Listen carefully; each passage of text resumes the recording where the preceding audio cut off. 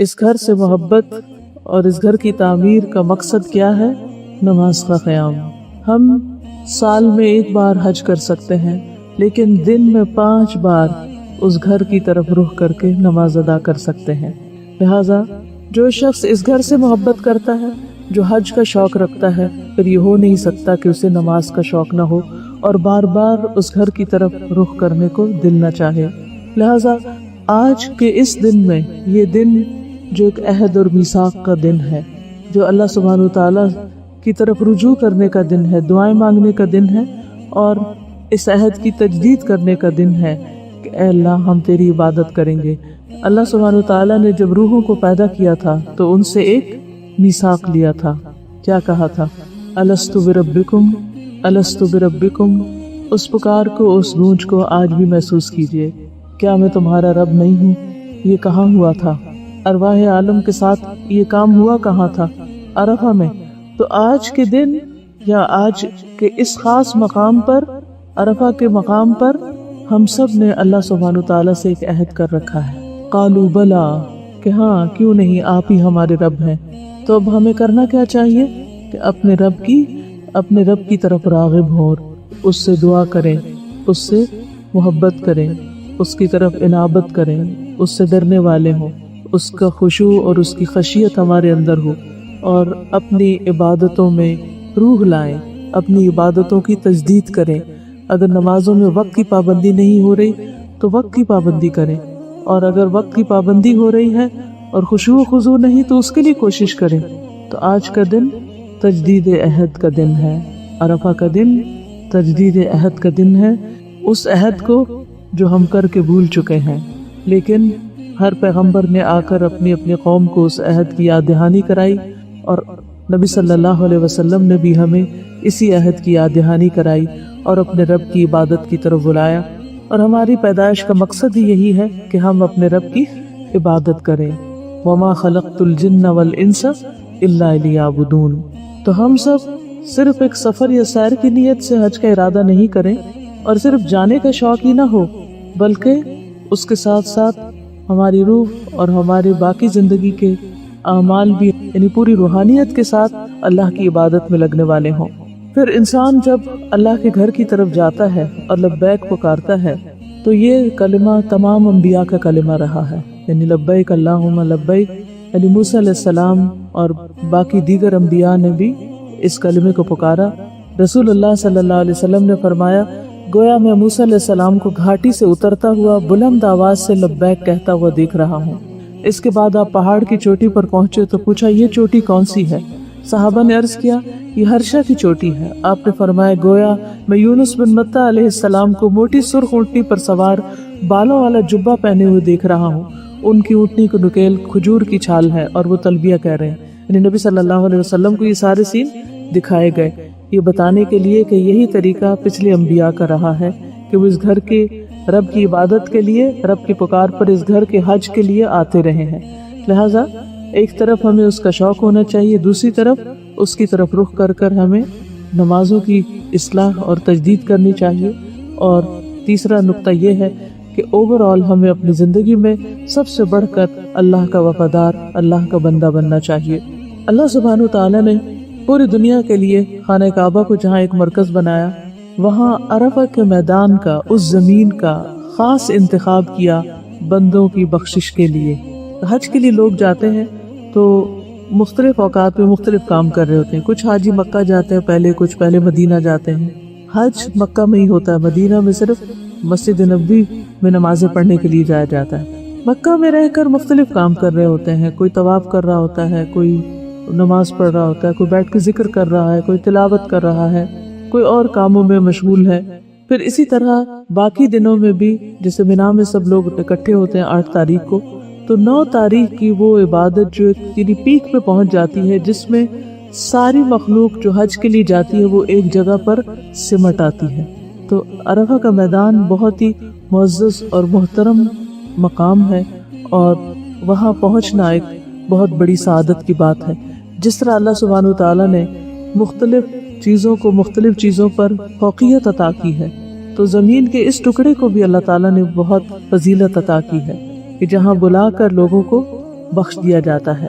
اور خاص طور پر عرفات کے میدان میں جو قیام اور اذکار وغیرہ ہیں یا دعائیں ہیں وہ تو اپنی جگہ ہے، لیکن عرفات سے واپسی پر بھی مسلسل اللہ کا ذکر کرنے کا حکم ہے، جیسا کہ سورۃ البقرہ میں فرمایا لیس علیکم جناح ان تبتغوا فضلا من ربکم فاذا افضتم من عرفات فاذکروا اللہ عند المشعر الحرام واذکروہ کما ہداکم وان کنتم من قبلہ لمن الضالین۔ اگر تم حج کے دوران اپنے رب کا فضل تلاش بھی کر لو تو کوئی مذائقہ نہیں، پھر جب تم عرفات سے واپس آؤ تو مشعر الحرام مزدلفہ پہنچ کر اس طرح اللہ کو یاد کرو جیسے اس نے تمہیں ہدایت کی، ورنہ اس سے پہلے تم راہ بھولے ہوئے تھے۔ تو اس سے کیا پتہ چلتا ہے کہ اس دن کی خاص عبادت کیا ہے، اور اس دن کے اختتام پر بھی خاص عبادت کیا ہے؟ اللہ کا ذکر کی کثرت۔ تو یہ جو خاص دن آپ کو اللہ نے آج نصیب کیا ہے، اس میں آپ نے کیا کرنا ہے؟ زیادہ سے زیادہ اللہ کا ذکر کرنا ہے۔ کیسے ذکر کرنا ہے؟ فَاذْكُرُوهُ كَمَا هَدَاكُمْ، جیسے اللہ تعالیٰ نے تمہاری رہنمائی کی ہے، جیسے اس نے تمہیں یہ راہ دکھائی ہے، تو اسی طرح تم اللہ کا ذکر کرو۔ یعنی ذکر میں بھی من گھڑت طریقے اختیار نہیں کرنے، بلکہ جو پرسکرائبڈ طریقے ہیں، جو بتائے ہوئے ہیں، انہی کی پیروی کرنی ہے۔ تو عرفات کے میدان میں بھی جو دعا پڑھنی چاہیے وہ، اور جو لوگ عرفات نہیں پہنچے وہ بھی آج کے دن اسی خاص ذکر کا زیادہ سے زیادہ ورد کریں۔ سب سے پہلے عرفات کے میدان کی تھوڑی سی تاریخی حیثیت کے بارے میں چھوٹی سی بات کروں گی۔ کیا عرفات کا کوئی اور نام بھی ہے؟ کسی کو معلوم؟ جی شاباش، بارک اللہ فی علمک۔ عرفات کا ایک اور نام نعمان ہے۔ نعمان لوگ بچوں کا نام بھی رکھتے ہیں، ٹھیک ہے۔ نبی صلی اللہ علیہ وسلم نے فرمایا اللہ تعالیٰ نے آدم علیہ السلام کی پشت میں موجود تمام اولاد سے نعمان یعنی میدان عرفات میں عہد لیا تھا۔ تو یہ میدان دنیا میں آنے سے پہلے بھی تھا، اس اعتبار سے بھی خاص جگہ ہے، اور پھر حشر کے دن بھی، یعنی حشر میں بھی لوگ دوبارہ جمع ہوں گے۔ نبی صلی اللہ علیہ وسلم نے فرمایا اللہ تبارک و تعالیٰ نے آدم علیہ السلام کی پشت میں موجود تمام اولاد آدم سے میدان عرفات میں عہد دیا تھا، یعنی اگر ہم آج وہاں نہیں ہیں تو دنیا میں آنے سے پہلے وہاں کا چکر لگا چکے ہیں، وہاں ہم سے عہد لیا گیا تھا۔ پھر اللہ تعالیٰ نے ان کی صلب سے ان کی ساری اولاد نکالی جو اس نے پیدا کرنا تھی، اور اسے اپنے سامنے چھوٹی چھوٹی چونٹیوں کی شکل میں بکھیر دیا وہاں، پھر ان کی طرف متوجہ ہو کر ان سے کلام کیا۔ یعنی عہد کب لیا گیا تھا؟ جب ہم آدم کی پشت میں تھے۔ پھر کیا کیا گیا؟ چونٹیوں کی شکل میں سب جس نے دنیا میں آنا ہے قیامت تک سب کو وہاں پھیلا دیا گیا، تبھی پورے آئے ہوں گے نا۔ اگر اصل سائز میں ہوتے تو پھر تو اس میدان میں سب پورے نہیں آ سکتے تھے۔ اور فرمایا الستُ بربکم قالوا بلا شہدنا ان تقولوا یوم القیامت انا کنا عن هذا غافلین او تقولوا انما اشرک آباؤنا من قبل وکنا ذریۃ من بعدہم افتہلکنا بما فعل المبطلون۔ اللہ تعالیٰ نے فرمایا کیا میں تمہارا رب نہیں ہوں؟ انہوں نے کہا کیوں نہیں؟ یہ گواہی اس لیے لی ہے تاکہ تم قیامت کے دن یہ نہ کہہ سکو کہ ہم اس سے بے خبر تھے، یا تم یہ کہنے لگو کہ ہم سے پہلے ہمارے آباء و اجداد نے بھی شرک کیا تھا، ہم ان کے بعد انہی کی اولاد تھے، تو کیا تو ہمیں باطل پرستوں کے عمل کی وجہ سے ہلاک کرے گا؟ یعنی ہمارے ماں باپ مشرک تھے اس لیے ہم نے شرک کیا۔ تو اللہ تعالیٰ نے اس غلط فہمی کا ازالہ کر دیا کہ اصل میں انسانیت کی تخلیق کی بنیاد شرک پر نہیں رکھی گئی، توحید پر رکھی گئی ہے۔ آدم علیہ السلام نے شرک نہیں کیا، آدم علیہ السلام اور ان کی اولاد توحید پر قائم رہی۔ شرک کا آغاز تو نوح علیہ السلام کے وقت میں ہوا تھا۔ تو جو لوگ مشرکین ہیں اور وہ یہ کہتے ہیں کہ ہمارے والدین چونکہ مشرک ہیں اس لیے ہم آباء و اجداد کے دین پر ہیں تو یہی اصل دین ہے، تو یہ ان کی غلط فہمی ہے۔ اللہ تعالیٰ نے قرآن مجید میں اس عہد کا ذکر کرتے ہوئے اس بات کو کھول کر بیان کر دیا کہ قیامت کے دن کوئی بھی بہانہ نہیں کر سکے گا کہ ہمیں پتہ نہیں تھا کہ کس کی عبادت کرنی چاہیے۔ بعض اوقات لوگ سوال کرتے ہیں نا کہ اچھا وہ لوگ جو کسی مشرک گھر میں پیدا ہوئے، جو کسی کافر کے ہاں پیدا ہوئے، ان کو اسلام کا پتہ ہی نہیں چلا، تو پھر ان کے ساتھ کیا معاملہ کیا جائے گا؟ تو یہ آیت اس کا جواب دیتی ہے کہ اللہ سبحانہ وتعالیٰ نے ہر بندے کی فطرت میں توحید رکھ دی ہے۔ اندر کی توحید طلب کرتی ہے کہ ایک اللہ ہی کی عبادت کی جائے، یعنی توحید ہی کو دین مانا جائے، لیکن انسان کس بنا پر یہ نہیں کر پاتا اور شرک میں مبتلا ہو جاتا ہے؟ اس کے اسباب کیا ہے؟ نمبر 1 ماں باپ، کہ اگر وہ شرک کر رہے ہیں تو اولاد ماں باپ کے احترام میں شرک کرنا شروع کر دیتی۔ قرآن مجید میں آتا ہے کہ اگر اسے دلیل مانگی جائے تو وہ کیا کہتے ہیں؟ انما وجدنا علیہ آباءنا، کہ ہم نے اپنے باپ دادا کو اسی دین پر پایا ہے تو ہم بھی اسی کی پیروی کر رہے ہیں۔ دوسرا یہ کہ انسان اپنے ماحول میں آس پاس میں جو کچھ دیکھتا ہے پھر اس سے متاثر ہو جاتا ہے، لیکن اللہ سبحانہ وتعالیٰ نے نبی صلی اللہ علیہ وسلم کو بھیج کر اور اس سے پہلے ابراہیم علیہ السلام کے ذریعے شرک کا کلا کما کیا تھا، اور نبی صلی اللہ علیہ وسلم کا سب سے بڑا کارنامہ یہ ہے کہ آپ نے اس بیت اللہ اور مکہ کو، جہاں اللہ کا گھر ہے، اور اس مرکز توحید کو واپس اس کی اصل حالت میں لوٹا دیا تھا، اور قیامت تک وہاں اللہ کے فضل سے اہل توحید ہی کا غلبہ رہے گا۔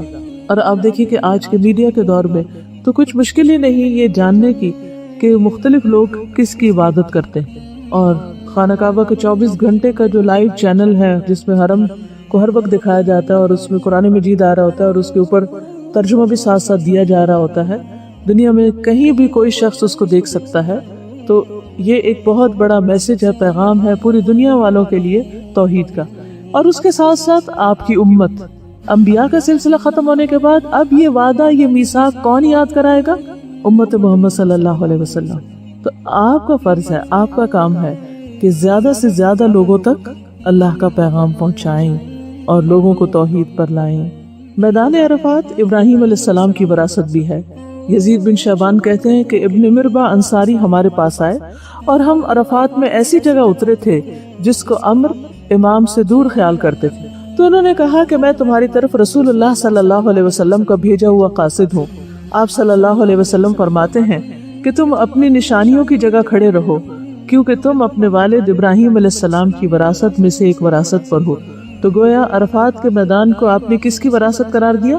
ابراہیم علیہ السلام کی۔ یاد رکھیے کہ جو عرفات کے میدان میں نہیں پہنچتا اس کا حج ہی نہیں ہوتا۔ رسول اللہ صلی اللہ علیہ وسلم نے ایک شخص کو حکم دیا اور اس نے پکار کر کہا کہ حج تو عرفات کا دن ہے۔ جو شخص مزدلفہ کی رات میں فجر کی نماز سے پہلے یہاں آ گیا اس کا حج پورا ہو گیا۔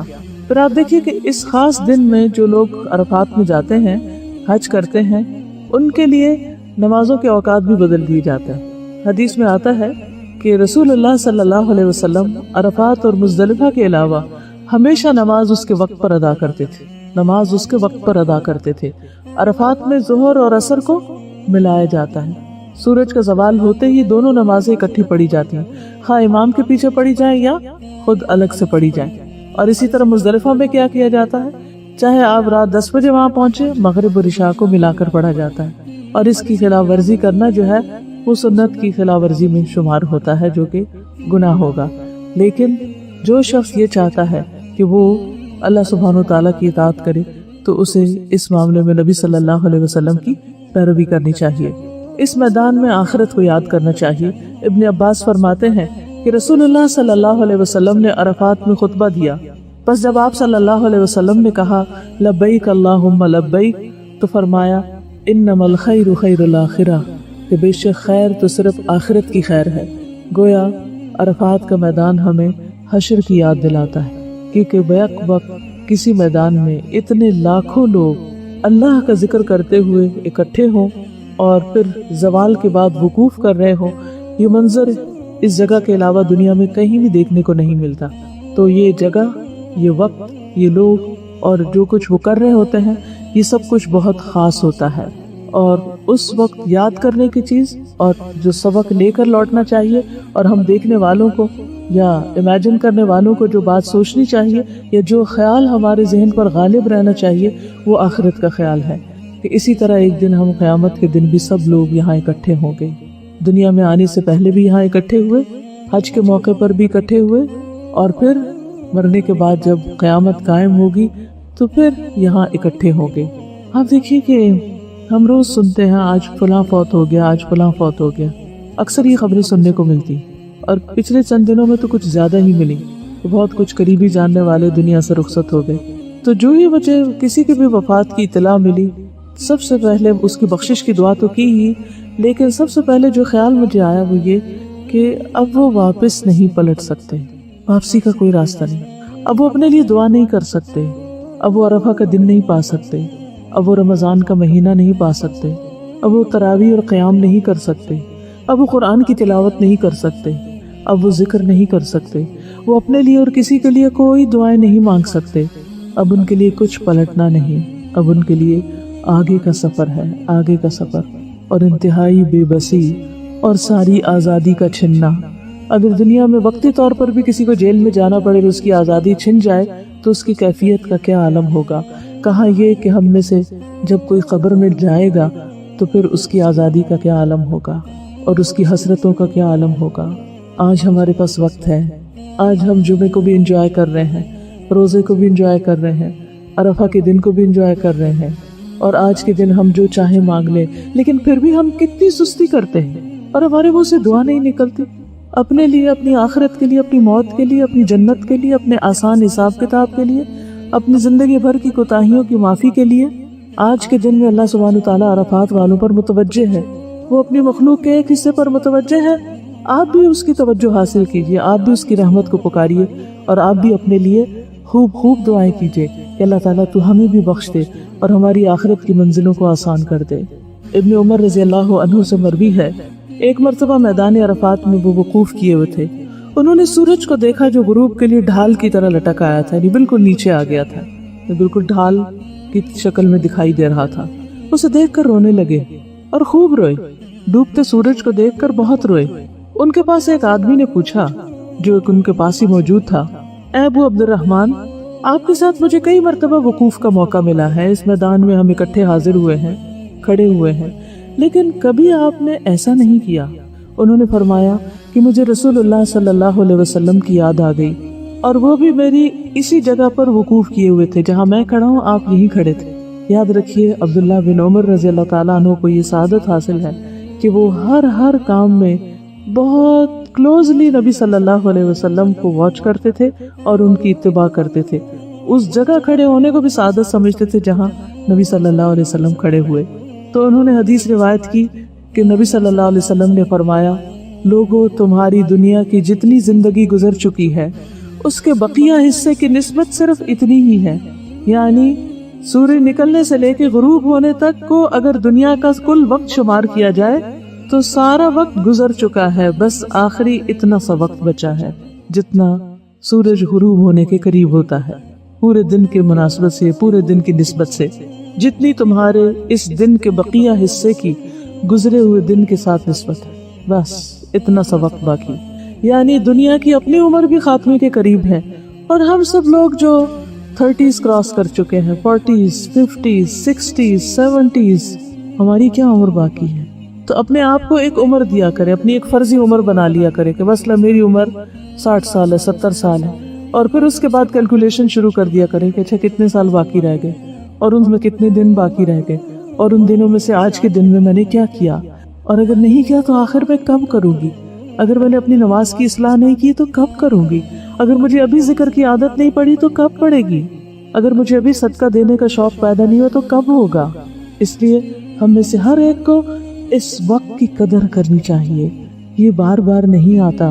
अबू अब्दुर्रहमान जो हर साल हज करते और वकूफ करते और अल्लाह से दुआएं करते, उनका वक्त भी पूरा हो गया, नबी सल्लल्लाहु अलैहि वसल्लम का वक्त भी पूरा हो गया, इब्राहीम और इस्माइल अलैहिस्सलाम का वक्त भी पूरा हो गया, नूह अलैहिस्सलाम का वक्त भी पूरा हो गया, आदम अलैहिस्सलाम का वक्त भी पूरा हो गया और हमारा वक्त भी जल्द पूरा हो जाएगा।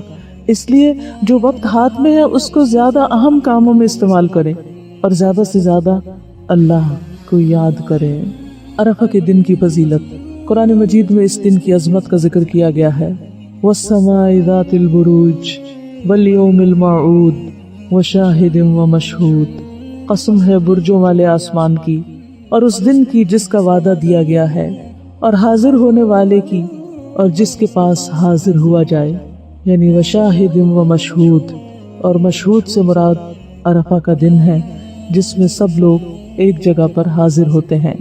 यहाँ अल्लाह सुब्हानहू तआला ने 3 चीज़ों की कसमें खाई हैं। एक बुरूज की, बड़े बड़े बुर्जों की कसम खाई है जो अल्लाह की कुदरत की निशानियों में से बड़ी निशानियाँ हैं, और फिर दूसरे क़यामत के दिन की, वो दिन जिसका वादा दिया गया है, वल यौमिल मऊद, और तीसरे व शाहिदिन व मशहूद, हाजियों की और जो अरफा के मैदान में हाजिर हों।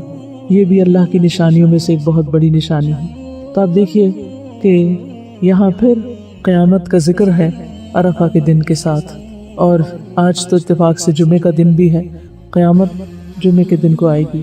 تو آج کے دن جو سبق ہم نے سیکھنے وہ خاص طور پر آخرت کے گھر کی یاد دہانی، تو اس کو یاد کرتے رہنا ہے، اپنی موت کو یاد کرنا ہے تاکہ ہمارے اعمال تیز ہوں، زیادہ ہوں، بہتر ہوں، اور دوسری طرف اپنی عبادات کی اصلاح، خصوصاً نماز کی اصلاح، اور تیسری طرف ذکر کی عادت، اٹھتے بیٹھتے چلتے پھرتے۔ اور اس دن کی مناسبت سے خصوصی عبادت جو ہے وہ روزے کی عبادت ہے۔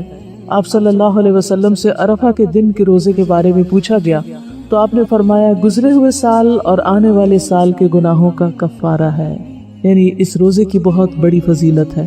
2 سال کے گناہ اس سے معاف ہوتے ہیں جب کوئی شخص اس کا اہتمام کرے۔ اور پھر ہاتھ اٹھا کر بکثرت دعائیں کرنے کا دن ہے۔ ایک ہے ہم دل میں دعا کرتے رہتے ہیں، لیٹ کے دعا کر لی، بیٹھ کے کر لی، سوچا تو کچھ کر لی، لیکن ایک یہ ہے کہ ہاتھ اٹھا کے دعا کرنا۔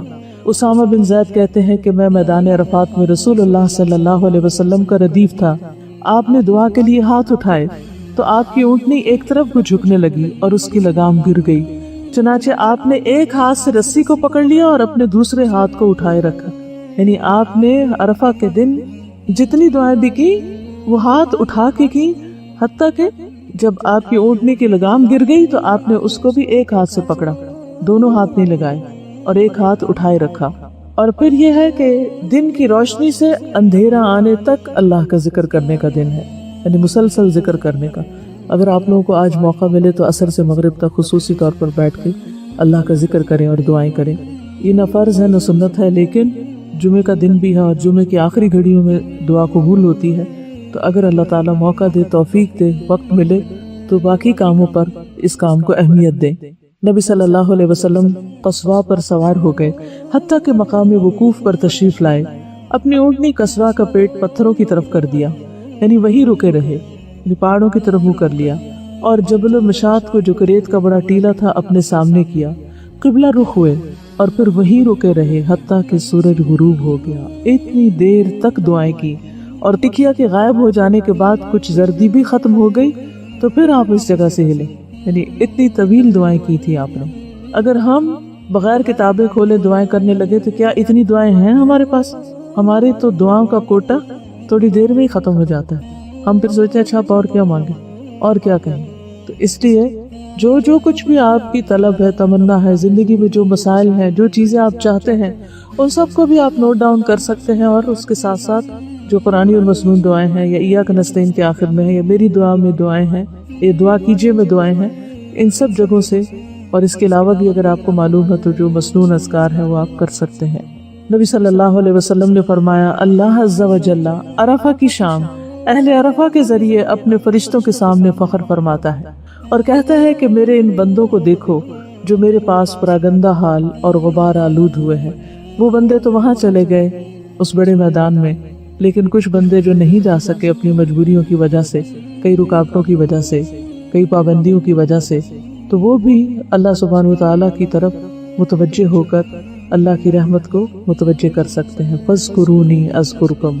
رسول اللہ صلی اللہ علیہ وسلم نے فرمایا عرفہ کے دن کے سوا کوئی اور دن ایسا نہیں جس میں اللہ کثرت سے بندوں کو آگ سے آزاد نہ کرے، یعنی جس میں اللہ تعالیٰ کثرت سے بندوں کو آگ سے آزاد کرتا ہو۔ وہ سب سے بڑا دن کون سا ہے؟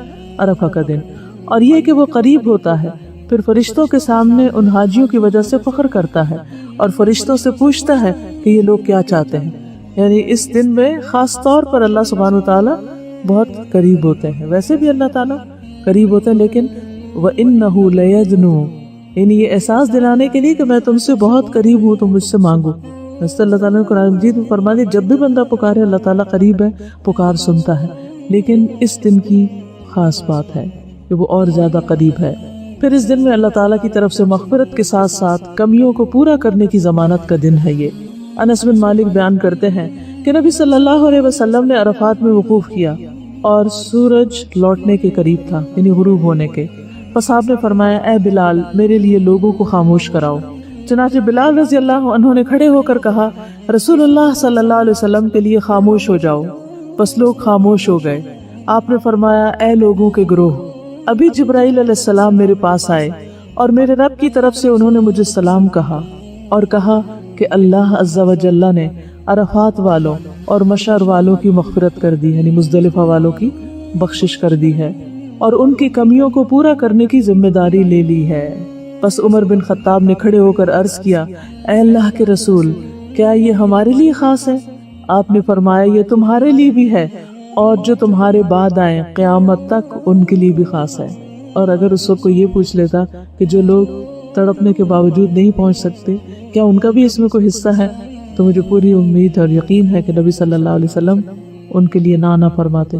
تو اللہ سے اچھا گمان رکھیے اور دور ہوتے ہوئے اس میدان سے دل سے قریب رکھیے اور دعائیں کرتے رہیے۔ یہ دن اللہ کی رضا اور جنت پانے کا دن ہے۔ صحیح ترغیب و ترہیب میں آتا ہے اور تمہارا عرفات میں وقوف کرنا تو اللہ عز و جل فرشتوں سے فرماتا ہے اے میرے فرشتوں، میرے یہ بندے کس لیے آئے ہیں؟ وہ کہتے ہیں تیری رضامندی اور جنت طلب کرنے آئے ہیں۔ پھر اللہ تعالیٰ فرماتا ہے میں اپنے نفس اور مخلوقات کو گواہ بنا کر کہتا ہوں کہ میں نے ان کو بخش دیا، اگرچہ ان کے گناہ زمانے کے دنوں کی گنتی کے برابر ہوں۔ یعنی جب سے دنیا بنی ہے آج تک جتنے بھی دن گزر چکے ہیں اتنے گناہ بھی ہو تعداد میں نمبر میں تو بھی یا باریک ریت کے ذروں کے برابر ہی کیوں نہ ہوں تو ان کے گناہ معاف کر دوں گا، یعنی جو لوگ حج کے لیے گئے ہوئے ہیں۔ نبی صلی اللہ علیہ وسلم نے فرمایا تمہارا دوپہر کے بعد عرفات میں کھڑے ہونا تو اللہ تعالیٰ آسمان دنیا پر نازل ہوتا ہے اور فرشتوں سے تم پر فخر کرتا ہے، فرماتا ہے میرے بندے میرے پاس کھلے اور گہرے راستے سے پراگندہ حالت میں آئے جو میری جنت کے امیدوار ہے، بس اگر تمہارے گناہ ریت کے ذروں یا بارش کے قطروں یا سمندر کی جھاگ برابر بھی ہوں تو میں انہیں بخش دوں گا۔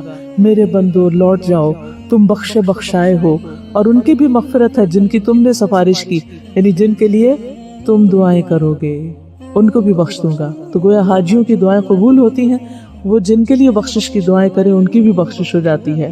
تو سچے دل سے دعا بھی مانگے اور نیت کریں کہ اللہ تعالیٰ آئندہ سال ہم سب کو حج پہ لے جائے۔ پوری دنیا کی دولت انسان قربان کر دے تو یہ جگہ نہیں پا سکتا، یہ جگہ آسانی سے نہیں ملتی۔ دنیا میں آپ دیکھیے چھوٹی چھوٹی جگہ لینے کے لیے کتنی ایفرٹ کرتے ہیں، ہمیں آدھی جگہ مل جائے، ہمیں کرسی اپنی پسند کی مل جائے، خاص طور پر جو لوگ میچز وغیرہ دیکھتے ہیں یا کہیں ڈرامے دیکھ رہے ہوتے ہیں یا اپنی پسند کی کوئی چیزیں، تو اس وقت وہ کتنا زیادہ کانشیس ہوتے ہیں اپنی سیٹنگ کے بارے میں۔ بعض لوگ ہزاروں روپے خرچ کر کے اچھی جگہ اپنی سیٹ بک کراتے ہیں۔ تو سوچئے عرفات کے میدان کی سیٹ بکنگ کے لیے اگر کچھ خرچ کرنا پڑے تاکہ سارے گناہ معاف ہو جائیں تو اس سے بڑا کامیاب سودا اور کیا ہو سکتا ہے۔ عرفہ کا دن اور جمعہ جب اکٹھا آئے تو ان کی کیا مماثلت ہے۔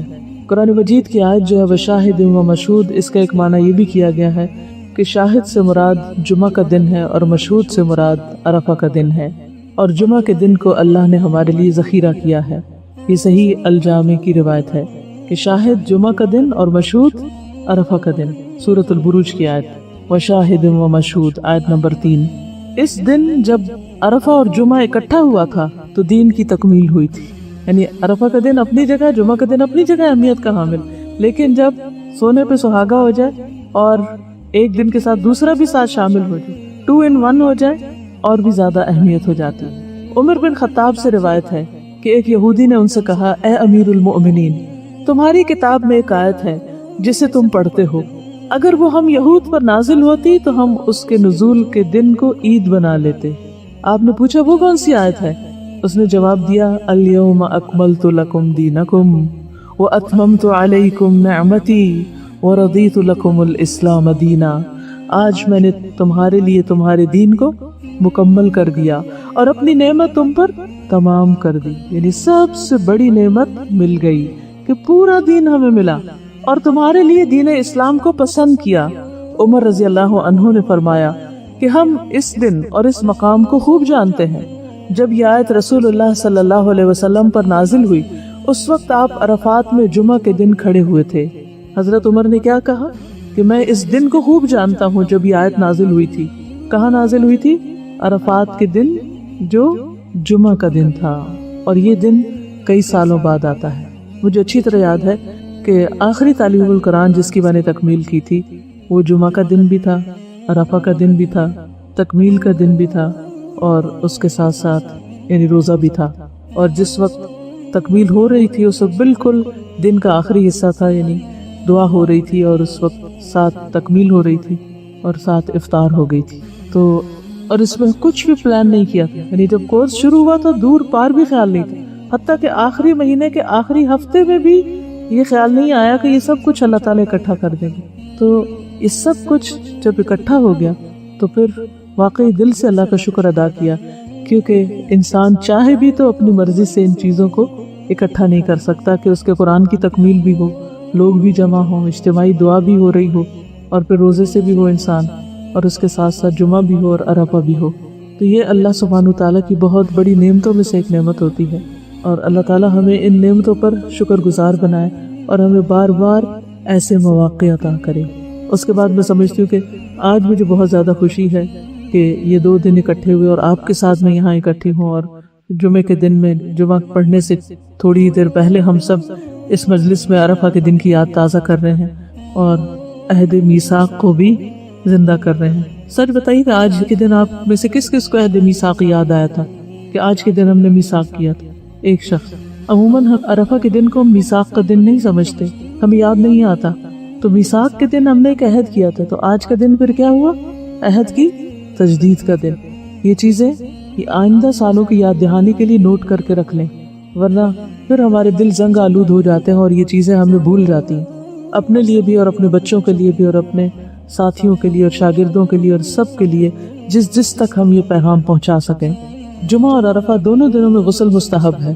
مجھے امید ہے آپ سب نے غسل کیا ہوگا، اگر کوئی کسی وجہ سے رہ گیا ہے تو جا کر لے. ایک شخص نے حضرت علی سے غسل کے بارے میں پوچھا. انہوں نے کہا اگر تم چاہو تو روزانہ غسل کر لو.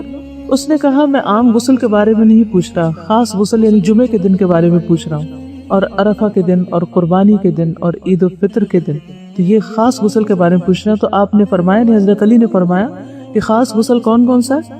جمعے کا دن، عرفہ کا دن، قربانی کا دن اور عید الفطر کا دن. تو یوم النحر کو بھی انشاءاللہ آپ غسل کریں گے عید کے لیے. پھر یہ بھی ہے کہ عرفہ اور جمعہ دونوں دن کی دعا قبول ہوتی. جبریل علیہ السلام نے نبی صلی اللہ علیہ وسلم کو بتایا اس جمعہ میں ایک ایسی گھڑی ہے کہ جو بندہ اس میں اپنے رب سے خیر کی دعا مانگے، جس کا وہ مستحق ہو تو وہ اس کو نواز دے گا، یا وہ کسی شر سے پناہ مانگے اور اس شر سے بھی بڑے شر سے اس کو دور کر دیا جائے گا. یعنی جس شر سے اس نے پناہ مانگی ہے اس سے بھی اور اس سے بھی بڑے شر سے اللہ تعالیٰ اس کو بچا لے گا. فَوَقَاهُمُ اللَّهُ شَرَّ ذَلِكَ الْيَوْمِ. اللہ ہم سب کو آخرت کے دن کے شر سے بچا لے، اور اس کو آخرت میں ہم یوم المزید کہیں گے. یوم المزید کون سا ہے؟ جمعہ کا دن ہے جس دن اللہ سبحانہ وتعالیٰ کا دیدار ہوگا. ان دونوں دنوں میں خطبہ ہوتا ہے. جابر بن عبداللہ کہتے ہیں میں نے رسول اللہ صلی اللہ علیہ وسلم کو حج کے موقع پر اپنی اونٹنی قصبہ پر سوار ہو کر عرفات کے دن خطبہ دیتے ہوئے دیکھا تھا. نبی صلی اللہ علیہ وسلم نے فرمایا جمعہ خطبہ میں حاضر ہوا کرو اور امام کے قریب بیٹھا کرو، آگے پہنچنے کی کوشش کیا کرو. اب عرفہ کے دن کی خاص دعا کیا ہے؟ لا الہ الا اللہ وحدہ لا شریک لہ لہ الملک ولہ الحمد وہو علی کل شیء قدیر. نبی صلی اللہ علیہ وسلم نے فرمایا بہترین دعا وہ ہے جو عرفات کے دن مانگی جائے. دیکھ لیجیے، اب اس حدیث کے لفظوں کو دیکھیے، بہترین دعا وہ ہے جو عرفات کے دن مانگی جائے. اب یہاں یہ نہیں کہا گیا کہ عرفات والے مانگے، یا عرفہ کے دن ہم بھی مانگ سکتے ہیں. اور بہترین دعا وہ ہے جو میں نے مانگی اور مجھ سے پہلے نبیوں نے مانگی، اور وہ ہے لا الہ الا اللہ وحدہ لا شریک لہ لہ الملک ولہ الحمد وہو علی کل شیء قدیر. کہ اللہ کے سوا کوئی معبود نہیں، وہ اکیلا ہے، اس کا کوئی شریک نہیں، اسی کی بادشاہت ہے اور سب تعریف اسی کے لیے ہے، وہ ہر چیز پر قدرت رکھتا ہے. نبی صلی اللہ علیہ وسلم نے فرمایا جو شخص رات کو بیدار ہو کر یہ دعا پڑھے لا الہ الا اللہ وحدہ لا شریک لہ لہ الملک ولہ الحمد وہو علی کل شیء قدیر، الحمد للہ وسبحان اللہ ولا الہ الا اللہ واللہ اکبر ولا حول ولا قوة الا باللہ.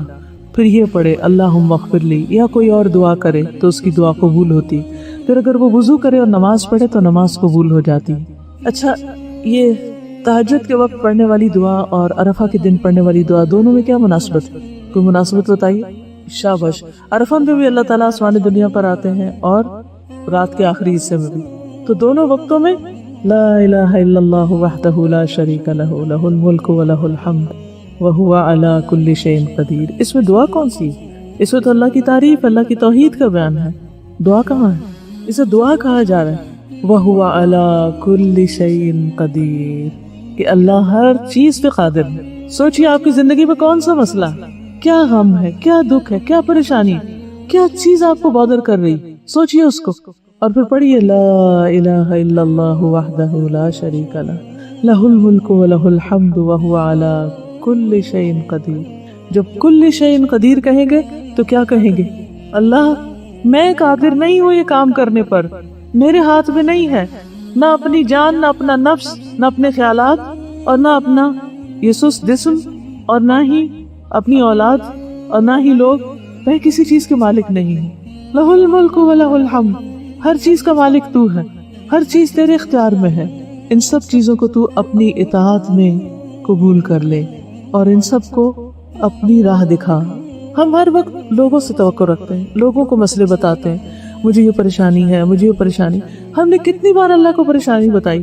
ہم لوگوں کو فون کرتے ہیں، لوگوں کو میسج بھیجتے ہیں، اپنی پریشانیوں کے دکھ سناتے ہیں، وہ سنتے ہیں یا نہیں سنتے، پڑھتے ہیں یا نہیں پڑھتے، پڑھتے ہیں اور جواب دیتے ہیں یا نہیں دیتے، اور پھر بھی انہی کو سنائے چلے جاتے ہیں۔ تو ایسے تمام اوقات میں ہمیں کیا کرنا چاہیے؟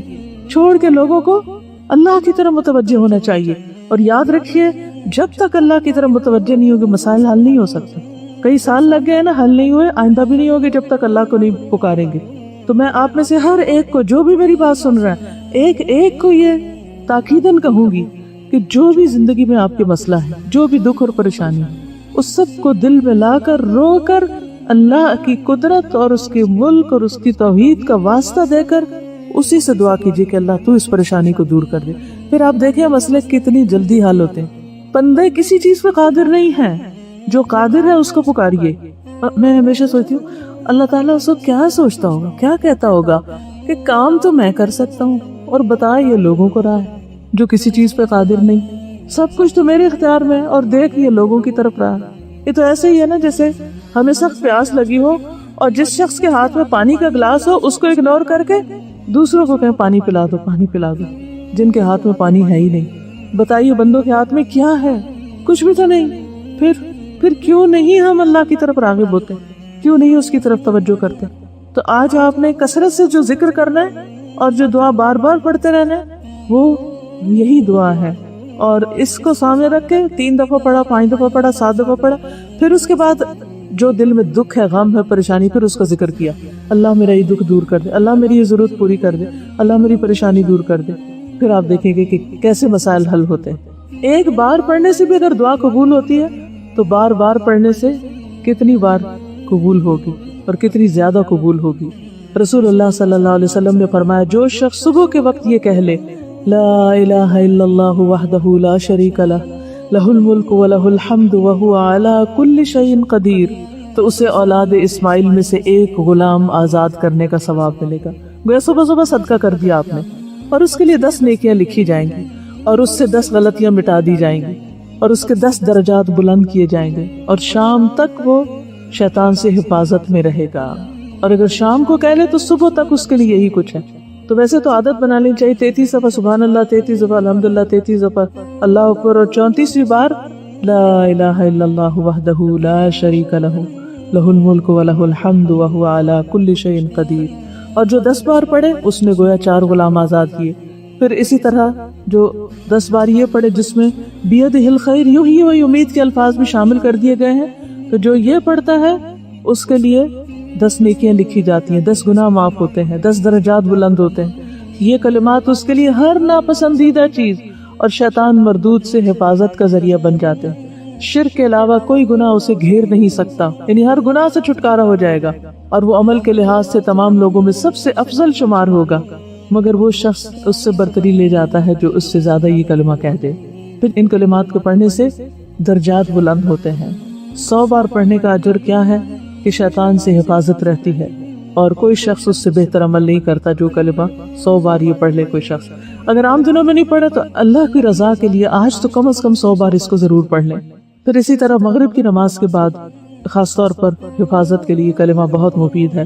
رات سے ڈرتے ہوں، اپنے گناہوں سے ڈرتے ہوں تو یہ کلمہ پڑھیں، جتنے بھی گناہ ہوں گے اللہ تعالیٰ معاف فرما دیں گے۔ پھر اسی طرح بازار میں داخل ہوتے وقت اس کلمے کو پڑھنے کے بہت درجات ہیں. 10 لاکھ یعنی 1 ملین نیکیاں لکھی جاتی ہیں اس شخص کے لیے جو بازار میں داخل ہوتے وقت یہ کلمہ پڑھتا ہے. کچھ لوگوں کے گھر بھی بازار میں سے گزر کے آتے ہیں تو ہر روز عادت بنا لیں کہ بازار سے گزرتے ہوئے یا گاڑی بھی گزر رہی ہو آپ کی تو یہ کلمہ پڑھ لیں. لا الہ الا اللہ وحدہ لا شریک لہ لہ الملک و لہ الحمد یحیی و یمیت وہو حی لا یموت بیدہ الخیر کلہ وہو علی کل شیء قدیر. اور اللہ تعالیٰ اس کے 10 لاکھ درجے بلند کرتا ہے کیونکہ بازار غفلت کی جگہ ہے. جو وہاں پڑھتا ہے اس کے درجے بلند ہو جاتے ہیں. تو اس دعا کو پڑھنے کے لیے کون سے مواقع ہیں؟ صبح و شام. یہ 1 بار 10 بار 100 بار 200 بار جتنا پڑھ سکیں. سوتے وقت 1 بار، رات کو آنکھ کھلنے پر 1 بار، بازار میں داخل ہوتے وقت 1 بار، ہر نماز کے بعد 3 بار، مغرب کی نماز کے بعد 10 بار، دوران سفر 1 بار، صفا مروہ چڑھتے وقت 3 بار، اور عرفہ کے دن انگنت بار.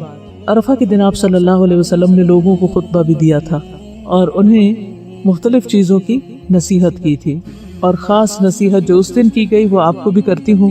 ادا بن خالد کہتے ہیں میں نے عرفہ کے دن رسول اللہ صلی اللہ علیہ وسلم کو اپنے اونٹ کی دونوں رکابوں پر کھڑے ہوئے دیکھا اور بلند آواز سے فرما رہے تھے اے لوگو یہ تمہارا کون سا دن ہے؟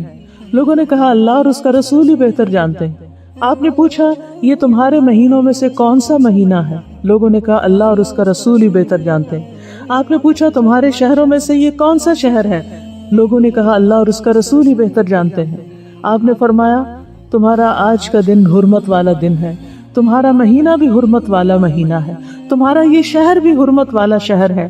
یاد رکھو بے شک تمہارا خون اور مال ایک دوسرے کے لیے اسی طرح حرمت والے ہیں جیسا تمہارے اس دن کی اس مہینے اور اس شہر میں حرمت ہے، یہاں تک کہ تم اپنے رب تبارک و تعالی سے جا ملو، پھر وہ تم سے تمہارے اعمال کے متعلق سوال کرے گا.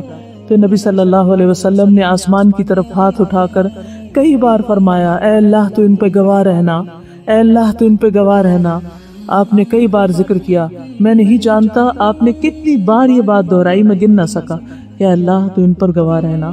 یوم مشہود ہے یہ جس دن لوگوں کو گواہ بنایا گیا اس بات پر کہ آپ نے پیغام پہنچا دیا. آپ نے اس دن جاہلیت کی رسموں کا خاتمہ کیا اور آپس کے حقوق کے بارے میں بتایا کہ کس کا کس پر کیا حق ہے. اس دن سود کا خاتمہ کیا گیا تھا، عورتوں کو ان کے حقوق دلوائے گئے تھے. آپ نے فرمایا عورتوں کے بارے میں اللہ سے ڈرو، اور پھر اسی طرح گمراہی سے بچنے کا حل بتایا تھا کہ میں تم میں 2 چیزیں چھوڑ کے جا رہا ہوں، جو مضبوطی سے پکڑے گا ان کو وہ کبھی گمراہ نہیں ہوگا. کون سی 2 چیزیں؟ قرآن اور سنت. پھر اسی طرح آپ نے دین کے غلبے کا تذکرہ کیا یعنی عرفات کے موقع پر. پھر امیر کی اطاعت کی تلقین کی. آپ نے فرمایا خواہ تم پر کسی کن کٹے حبشی غلام کو بھی مقرر کر دیا جائے جو تمہیں اللہ کی کتاب کے مطابق احکام جاری کرے تو تم اس کی بات سنو اور اطاعت کرو. پھر آپ نے اپنے حوض کا بھی ذکر کیا، حوض کوثر کا، اور پھر بدعت سے بچنے کا حکم دیا کیونکہ جو لوگ بدعت کریں گے وہ حوض کوثر پر نہیں پہنچ سکیں گے. پھر اسی طرح آپ نے ہر سال قربانی کرنے کی تلقین فرمائی، اور پھر آپ نے سب کے لیے دعائے مغفرت کی، اللہم اغفر لنا اللہم اغفر لنا اللہم اغفر لنا. تو آپ بھی سب کے لیے دعا کیجئے کہ اللہ ہم سب کو بخش دے. حارث بن عمر بیان کرتے کہ میں نبی صلی اللہ علیہ وسلم کے پاس آیا، آپ مینا یا عرفات میں تھے، لوگ آپ کے گرد گھوم رہے تھے یعنی آپ کے قریب تھے، اور آپ کا چہرہ دیکھتے تو کہتے یہ مبارک چہرہ ہے. میں نے عرض کیا اللہ کے رسول صلی اللہ علیہ وسلم میرے لیے بخشش کی دعا فرمائیے. آپ نے فرمایا اللہم اغفر لنا. میں گھوم کر پھر آیا، پھر عرض کی اے اللہ کے رسول میرے لیے بخشش کی دعا کیجیے. آپ نے پھر فرمایا اللہم اغفر لنا. میں گھوم کر پھر واپس آپ کے پاس حاضر ہوا، عرض کیا یا رسول اللہ میرے لیے بخشش کی دعا کیجیے. آپ نے فرمایا اللہم اغفر لنا. تو جب بھی کوئی آپ سے کہے کہ میرے لیے بخشش کی دعا کیجیے تو آپ بھی یہی دعا کیجیے. تو گویا یہ دن ایک بہت مبارک دن ہے، یہ گھڑیاں بہت مبارک گھڑیاں ہیں، اس لیے ان کی قدر کیجیے اور ان میں اپنے رب کو خوب خوب یاد کیجیے. اس نیت سے پھر ایک دفعہ لبیک سنتے ہیں اور پڑھتے ہیں کہ اللہ تعالیٰ ہمیں بھی پھر اپنے گھر میں بلائے. عرفہ کا روزہ، اہل علم کا اس بارے میں اختلاف ہے، یعنی علم والے اس معاملے میں اختلاف کرتے ہیں کہ عرفہ کا روزہ کون سا وہ دن ہوگا جو 2 سال کے گناہوں کی معافی کا ذریعہ بنے گا. تو ایک گروہ کی رائے یہ ہے کہ جس دن عرفات کے میدان میں حاجی وقوف کرتے ہیں باقی لوگ بھی اسی دن کی پیروی کریں گے، اور یہ خیال ہے ابن باز کا، اس کے علاوہ بھی کچھ لوگ ان کے ساتھ ہیں۔ دوسرے گروہ کی رائے یہ ہے کہ عرفہ کا دن 9 ذی الحجہ ہے، 9 ذی الحج، خواہ یہ حاجیوں کے عرفہ کے دن کے موافق ہو یا نہ ہو، چاہے اس دن عرفات میں وہ کھڑے ہوں یا نہ ہو، آپ جس علاقے، جس ملک اور جس شہر میں رہتے ہیں، ہر ملک کی اپنی رویت ہے۔ جیسے نمازوں کے اوقات اپنے اپنے ہیں، جیسے سورج نکلنے اور غروب ہونے کے اوقات اپنے ہیں، اسی طرح چاند کو دیکھنے کے بھی اپنے اپنے اوقات ہیں۔ چاند ایک وقت میں ہر جگہ نظر نہیں آتا، اس لیے نبی صلی اللہ علیہ وسلم نے یہ جو فرمایا ہے کہ صوموا لرؤیتہ وافطروا لرؤیتہ، اس کو دیکھ کے روزہ رکھو اور دیکھ کے روزہ رکھنا چھوڑو۔ تو اس اعتبار سے جب چاند کو فالو کرتے ہوئے ذو الحج شروع کیا جائے گا، نہ کہ مکہ کو سامنے رکھتے ہوئے، تو جس دن بھی پھر 9 ذی الحج ہوگی اس دن کا روزہ رکھنا ہوگا، ٹھیک ہے۔ اور یہ رائے ہے ابن عثیمین رحمہ اللہ کی، عبداللہ بن جبرین، اور اسی طرح کچھ اور بھی علماء اس میں شامل ہیں۔ اور یہ سب یہ کہتے ہیں کہ کان رسول اللہ صلی اللہ علیہ وسلم یصوم 9 ذی الحجہ، کہ نبی صلی اللہ علیہ وسلم 9 ذی الحج کو روزہ رکھتے تھے، یعنی انہوں نے اس حدیث کو لیا ہے۔ تو 9 ذی الحج جس ملک میں جہاں کہیں بھی ہوگی ان کے لیے وہی روزے کا دن شمار ہوگا، کیونکہ پھر اس سے اگلا دن ان کا عید کا ہوگا۔ تو ابن عثیمین یہ کہتے ہیں کہ مطلع مختلف ہونے کی بنا پر چاند بھی مختلف ہیں۔ مثلا جب مکہ مکرمہ میں چاند دیکھا گیا تو اس کے مطابق یہاں 9 تاریخ ہوگی۔ کسی دوسرے ملک میں مکہ سے ایک دن پہلے چاند نظر آ گیا، جیسے فار ایسٹ میں، تو ان کے ہاں 10واں دن یوم عرفہ ہوگا۔ کچھ جگہ تو ایسی ہے نا کہ جہاں چاند بعد میں نظر آتا ہے، اور کچھ جگہ ایسی ہیں کہ جہاں سعودی عرب سے بھی پہلے نظر آ جاتا ہے۔ تو اب ایسی صورت میں وہ چاند دیکھ کر اگر پھر بھی عید نہیں کرتے یا روزہ رکھنا نہیں شروع کرتے، یہ جو بھی چیزیں چاند سے متعلق ہیں، تو یہ نبی صلی اللہ علیہ وسلم کی سنت پر عمل نہیں کر سکتے، جس میں آپ صلی اللہ علیہ وسلم نے فرمایا صوموا لرؤیتہ۔ تو اس لیے وہ کہتے ہیں کہ جہاں ایک دن پہلے چاند نظر آئے گا، وہاں یوم عرفہ جو سعودیہ کا ہے وہ وہاں کا 10واں دن عید کا دن ہوگا، لہٰذا ان کے لیے اس دن روزہ رکھنا جائز نہیں، کیونکہ یہ عید کا دن ہے۔ اسی طرح فرض کریں کہ رؤیت مکہ سے لیٹ ہو، یعنی رؤیت مکہ سے لیٹ ہو، جیسے ہماری لیٹ ہوئی ہے 2 دن، اور مکہ مکرمہ میں 9 تاریخ ہو تو ان کے ہاں چاند کی 8 تاریخ ہوگی، تو وہ اپنے ہاں 9 تاریخ کے مطابق روزہ رکھیں گے، جو کہ مکہ کے حساب سے 10 تاریخ بنے گی۔ اور راجح قول یہی ہے، یعنی یہ ابن عثیمین کا خیال ہے، اس لیے کہ رسول اللہ صلی اللہ علیہ وسلم کا فرمان ہے جب چاند دیکھو تو روزہ رکھو، اور جب اسے دیکھو تو عید کرو۔ اور وہ لوگ جن کے ہاں چاند نظر نہیں آیا اور انہوں نے چاند نہیں دیکھا، اور جیسا کہ سب لوگ بالاجماع طلوع فجر اور غروب شمس میں سے ہر علاقے کا اعتبار کرتے ہیں، یعنی سورج کے نکلنے اور غروب ہونے کا، اسی طرح مہینے کی توقیت بھی یومی توقیت کی طرح ہوگی۔ توقیت کا مطلب ہوتا ہے ٹائم مقرر کرنا، یعنی سورج کس وقت نکلتا ہے اس کا ٹائم دیکھنا، غروب کب ہوتا ہے۔ کہتے ہیں کہ جس طرح یومی توقیت ہے ایسے ہی شہری توقیت بھی ہوگی۔ شہری ہوتا ہے مہینے کی، یعنی جس طرح ڈیلی نمازوں کے ٹائمنگز فرق ہیں ویسے یہاں کے اور کینیڈا کے، تو اسی طرح شہری یعنی منتھلی جو چاند کا دیکھنا ہے وہ بھی فرق ہو سکتا ہے۔ تو جہاں جیسے نظر آئے گا، جیسے سورج کے مطابق یا چاند کے مطابق جو عبادات ہوں گی اسی کو فالو کیا جائے گا۔ قرآن مجید میں اللہ تعالیٰ فرماتے ہیں فَمَنْ شَهِدَ مِنْكُمُ الشَّهْرَ، یہ رمضان سے متعلق ہے۔ فَمَنْ شَهِدَ، تو جو مشاہدہ کرے، جو دیکھے، پالے تم میں سے اس مہینے کو، فَلْيَصُمْ، تو اسے چاہیے کہ روزہ رکھے۔ تو اس میں بھی شاہدہ کا لفظ کس بات کی دلیل ہے؟ شہادت، جو وٹنس، جو وٹنس کرے، اور جو بیمار ہو یا مسافر ہو اسے دوسرے دنوں میں گنتی پوری کرنی چاہیے۔ اللہ تمہارے ساتھ آسانی کا ارادہ چاہتا ہے، سختی کا نہیں۔ وہ چاہتا ہے کہ تم گنتی پوری کر لو اور اللہ تعالیٰ کی دی ہوئی ہدایت کے مطابق اس کی بڑائی بیان کرو اور اس کا شکر ادا کرو۔ تو اس کا مفہوم یہ ہے کہ اگر کسی نے مہینہ نہیں پایا، چاند نہیں دیکھا، تو اس پر پھر روزہ رکھنا اس دن کا لازم نہیں ہوگا، وہ آغاز نہیں کرے گا۔ اب سوال ہی پیدا ہوتا ہے کہ ہو سکتا ہے چاند ہو لیکن بادل ہوں اور اس وجہ سے نہ دیکھ پا رہے ہیں، تو اس کا بھی حل بتایا آپ نے۔ بخاری کی روایت ہے صوموا لرؤیتہ وافطروا لرؤیتہ فإن غمی علیکم فاکملوا عدۃ شعبان 30، جب تم اس چاند کو دیکھو تو روزہ رکھو، جب اس کو دیکھو تو روزہ رکھنا چھوڑ دو، اور اگر تم پر بادل چھا جائے، غمی علیکم، غمام ہوتا نا بادل، فاکملوا عدۃ شعبان 30، تو شعبان کے 30 دن پورے کر لو، 31واں دن نہیں ہوگا، ٹھیک ہے۔ پھر یہ کہتے ہیں کہ قیاس بھی یہی کہتا ہے، یعنی یہ تو قرآن اور سنت سے دلیل تھی، قرآن سے آیت، حدیث آپ کے سامنے بیان کی، اور پھر قیاس تو کہتے ہیں کہ ہر ملک میں روزہ کھولنا اور سحری بند کرنا علیحدہ اور اس کا مطلب غروب الشمس کے اعتبار سے علیحدہ ہوتا ہے. نمازوں کے اوقات بھی فجر کسی جگہ جلدی شروع ہو رہی ہوتی ہے, کسی جگہ بعد میں شروع ہو رہی ہوتی ہے. تو اس لیے روزوں میں بھی اگر فرق آ جاتا ہے تو اس سے ثواب میں اجر میں انشاءاللہ فرق نہیں پڑے گا. تو وہ کہتے ہیں کہ یوم عرفہ بھی آپ اسی ملک کے مطابق کریں جس میں آپ رہائش پذیر ہیں. اب یہ ہے کہ جو رہائش پذیر دوسرے علاقوں میں ہیں ان کے لیے تو صرف روزے کی عبادت ہے, کوئی وقوف عرفات تو ہے نہیں, تو اس لیے روزہ رکھنے میں تو کوئی مشکل نہیں ہو سکتی. ہاں, حجاج کے ساتھ ایک یکجہتی کی علامت کے طور پر جس وقت اللہ سبحانہ وتعالیٰ آسمان دنیا پہ نزول فرماتے ہیں, جو خاص انہی کے لیے آتا ہے, سب کے لیے تو نہیں آتا, عرفات والوں کے لیے آتا ہے. تو ہم قیاس کرتے ہوئے کہ اللہ تعالیٰ ان پر رحم فرما رہے ہیں تو اللہ تعالیٰ ہم پہ بھی رحم فرمائے, تو ہم اس وقت میں دعائیں کرتے ہیں. یا ویسے عشرہ ذوالحج یہ سارے کا سارا ہی بابرکت ہے, تو اس اعتبار سے ہم اس میں تکبیرات, تحلیلات اور دعائیں وغیرہ پڑھتے ہیں, تو اس کو پڑھنے میں حرج نہیں. ٹھیک ہے, کچھ چیزیں اور بھی ہیں اس سلسلے میں, لیکن اب ٹائم ہمارے پاس اتنا ہی ہے. آپ کو پھر یاد دہانی کراتی چلوں کہ عہد کی تجدید کا دن ہے, سب کو یاد دہانی کرانے کا دن ہے کہ وہ اس عشرے میں خوب عبادت کریں اور قربانی کریں اور عید کو اچھے سے منائیں. یہ پیمفلیٹ سب کو معلوم ہے, خود بھی پڑھیں, گھر والوں کو بھی پڑھائیں اور زیادہ سے زیادہ لوگوں تک اس کو لے جائیں. اور آپ کو یہ بھی معلوم ہے کہ انشاءاللہ عید کی نماز یہاں پر ہوگی صبح 6:45 پر, اور عید سے دوسرے دن یہاں پر اونٹوں کی قربانی ہوگی, اور اس کے علاوہ سٹالز وغیرہ لگیں گے, بچوں کے لیے رائڈز کا انتظام ہوگا, کھیل کود ہوگی. جو لوگ آنا چاہیں آئیں, ایک دوسرے سے میل ملاقات کریں, کھائیں پئیں اور اس کے ساتھ ساتھ ایک انٹرٹینمنٹ کریں, کیونکہ عید کے دن کھانے پینے کے دن ہے. عید سے پہلے کے دن روزے کے دن تھے, تو یہ اب آپ کے انشاءاللہ کھانے پینے کے دن ہے.